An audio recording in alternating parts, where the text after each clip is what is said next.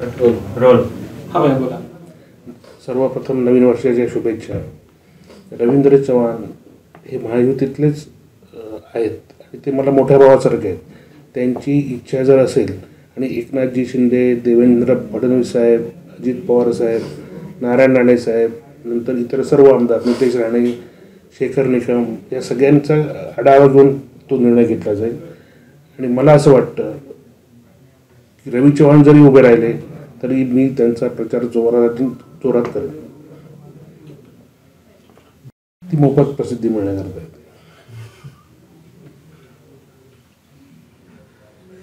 Status नेमकं काय आहे आणि काय खरंच मोफत प्रसिद्धी मिळण्यासाठी, नाही तर कशातच मी आज आला असतं माझं शूटिंग घ्यायला.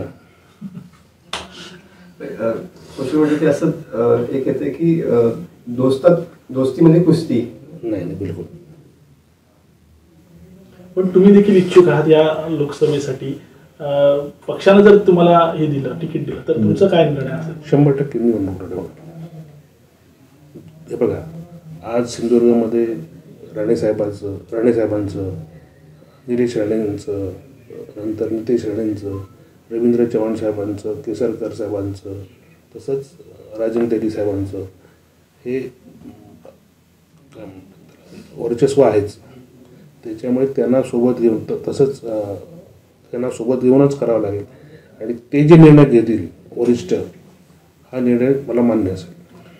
शिवसेना आणि भाजपमध्ये लोकसभा आणि रत्नागिरी लोकसभा मतदारसंघ जो आहे त्याच्यामध्ये रस्सीखेच सुरू झालेला आहे. बिलकुल नाही.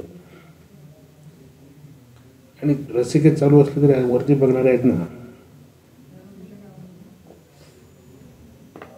भावाप्रमाणेच आहे. त्याने झालं काय, उदयने झालं काय, मी झालं काय, हे एकच आहे, काही फरक नाही. या संदर्भात उदय सामंत तुमचे बंधू आहेत, त्यांच्याशी काही चर्चा वगैरे काय झाली? नाही, काही चर्चा झाली. पण आज एक महत्त्वाची गोष्ट तुम्हाला सांगतो. शेखर निकम साहेब याचं चिपळूण मतदारसंघावरती वर्चस्व आहे.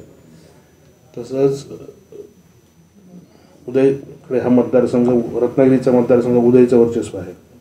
लांजा राजापूरमध्ये आपण डेव्हलप करूच, जरी आज तिथे कोणी आपला नेतृत्व नसलं तरी.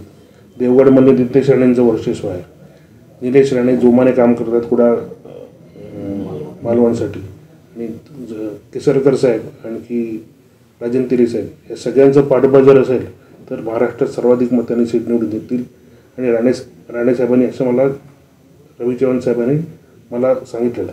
रवींद्र चव्हाण यांना उमेदवारी दिली तर तुम्ही त्यांचा प्रचार 100%.